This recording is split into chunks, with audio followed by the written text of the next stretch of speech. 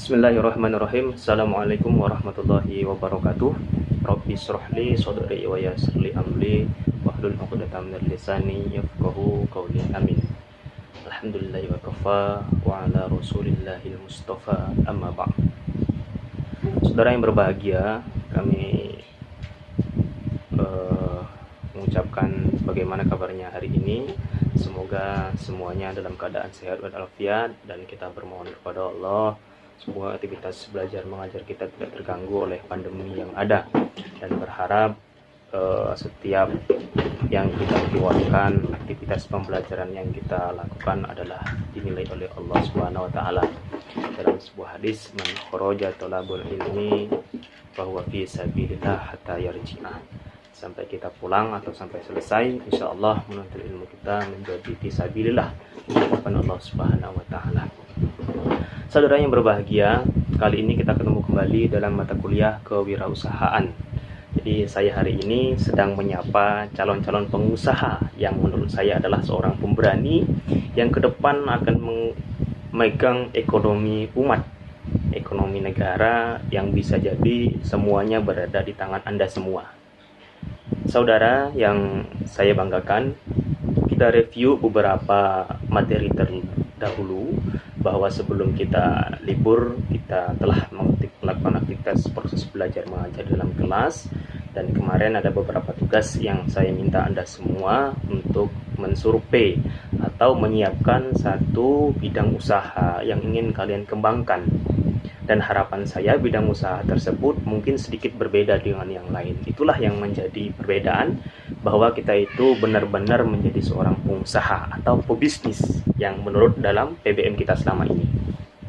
Saudara yang saya banggakan, ada 3 hal yang kemarin sudah pernah saya sampaikan, bahwa seorang pengusaha itu memiliki 3 step yang harus dia lakukan. Pertama adalah mindset. Mindset kita wajib kita rubah menjadi seorang pengusaha yang selama ini ketika lulus setelah menjadi seorang sarjana, kita berharap menjadi seorang pegawai, baik pegawai negeri ataupun sipil, yang setiap awal bulan memiliki gaji yang cukup lumayan, yang mungkin bagi kita adalah gaji besar. Bahkan di mata pengusaha, gaji yang kita anggap besar sebagai seorang karyawan tadi mungkin kecil bagi seorang pengusaha. Makanya sekalipun kita menjadi seorang sarjana pendidikan, tidak menutup kemungkinan kita akan menjadi seorang pengusaha yang sukses. Dan insya Allah dengan pengusaha tadi kita menjadi orang yang bermurah hati. Karena orang yang boleh diiri itu dalam dunia, salah satunya adalah orang yang dermawan dengan memiliki banyak rezeki. Oleh karenanya, kalau seandainya nanti Anda semua menjadi seorang pengusaha, maka jangan lupa untuk bersedekah. 3 hal yang pernah saya sampaikan di saat nanti kalian memiliki ekonomi yang baik. Pertama, jangan lupa Allah, artinya ibadah jangan dilupakan. Yang kedua, jangan lupa sedekah. Kenapa? Karena dari tangan-tangan orang yang disedekahilah kita semua mendapatkan doa, dan mereka mendoakan kita semua menjadi seorang pengusaha yang berkah dan berkembang insya Allah nantinya. Yang ketiga, latan saminal maut, jangan lupa mati. Kenapa? Karena harta yang kita cari ini tadi tidak akan mendampingi kita di saat berada di mahkamah persidangan Allah. Bahkan yang akan mendampingi kita adalah rezeki nanti di saat kita menjadikan rezeki tadi adalah rezeki yang sedekah. Itulah amal jariah. Saudara, mindset kita wajib kita rubah menjadi seorang pengusaha, sekalipun kita adalah seorang guru. Apakah boleh kita menjadi seorang pebisnis di saat kita menjadi seorang guru? Boleh. Di saat kita berada di sekolah jam 7 sampai dengan jam 3, maka potensi untuk bekerja di tempat kita berusaha masih memiliki waktu. Di antaranya jam 4 sampai dengan jam 8 malam, saya rasa sudah cukup untuk melihat tempat usaha kita. Atau barangkali kita bisa membuka usaha kecil-kecilan yang mungkin nantinya dijaga oleh orang lain, atau mungkin kita titip di toko-toko tetangga kita, saudara kita, atau mungkin orang-orang yang kita kenal. Itu adalah mindset. Wajib kita rubah bahwa kita menjadi seorang pengusaha. Walaupun sekecil apapun yang kita jual, minimal ada yang kita jual. Itulah seorang pengusaha. Yang kedua, action. Nah, ini yang paling berat selama ini menjadi seorang pengusaha pemula. di antara kita semua pasti merasa keberatan di tahapan kedua ini. Tahapan kedua ini, lakukan. Apapun yang bisa dilakukan, lakukan. Pertama, di saat kita mungkin ragu untuk memilih tempat, pertama, lakukan, cari tempatnya yang mungkin berpotensi untuk jualan. Sekalipun kita belum tahu jualan apa seharusnya. Tapi, di saat kita memiliki tempat, satu langkah sudah bisa kita ambil. Nah, di saat nanti sudah ada bayangan mau jualan apa atau mau bisnis apa, tempat tadi akan berfungsi. Apakah cocok dengan usaha kita? Kalau tidak, maka cari tempat yang lain. Nah, minimal kita sudah punya satu langkah action. Action ini yang paling berat adalah persoalan dana. Seorang pengusaha pemula itu biasanya dana yang paling memberatkan. Di antara yang menggagalkan kita semua adalah ketakutan dalam kebangkrutan. Artinya kita bisa jadi takut di saat kita mungkin rugi, gulung tikar dan lain sebagainya. Itu hanya menghantui kita untuk tidak menjadi seorang pengusaha. Kalau kita takut mungkin dengan angka yang besar, dengan modal yang besar, kita awali dengan yang kecil. Itulah seorang pebisnis yang hebat. Dari yang kecil tadi, dia akan melanjutkan bisnisnya menjadi lebih besar. Action dulu. Lakukan apa yang dilakukan. Pertama adalah mindset, rubah pola pikir kita menjadi seorang pengusaha dan menghasilkan banyak rezeki atau mungkin ekonomi membaik. Kedua, action, lakukan. Lakukan apa yang harus kita lakukan, sekalipun hanya mencari sebuah tempat saja. Dan yang terakhir adalah sukses atau feel. Kalau sukses atau feel area ini bukan lagi ranah kita, melainkan adalah urusan Allah Subhanahu wa Ta'ala. Sukses atau feel ini adalah tahapan terakhir yang harus kita jalani setelah tawakal. Setelah action tadi dibarengi oleh doa atau usaha juga, maka sukses atau feel itu adalah urusan Allah.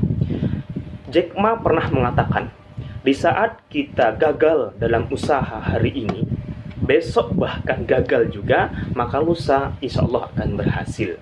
Di saat lusa kita tidak berhasil, maka kita berhasil dalam satu langkah. Apa langkahnya? Kita sudah melakukan aktivitasnya. Kata Jack Ma, kamu sudah sukses dalam satu aktivitas.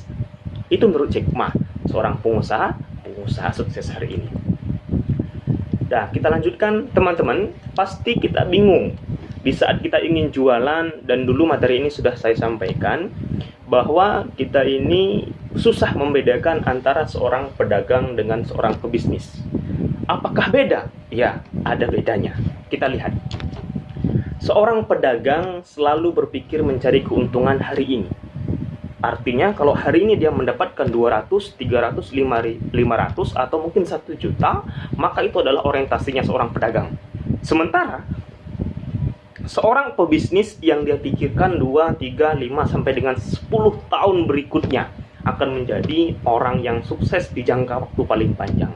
Impian dia bukan hanya memiliki karyawan 1, 2, 3, melainkan memiliki ribuan karyawan. Itu adalah seorang bisnis. Perbedaan seorang pedagang dengan seorang pebisnis. Perbedaan yang kedua, seorang pedagang adalah berorientasi kepada hasil atau margin, selisih harga. Contoh, dia modal 5.000, kemudian dia jual dengan harga 7.000. Seorang pedagang berpikir yang dia pikirkan adalah semakin banyak dia keuntungan, itulah yang dipikirkan oleh pedagang. Maka semakin sukses pula jualan dia atau dagangan dia. Maka pebisnis tidak melihat hal itu. Apa yang dilakukan? Mengedepankan servis terlebih dahulu. Dia pastikan bahwa customer yang datang adalah customer yang puas terhadap layanannya.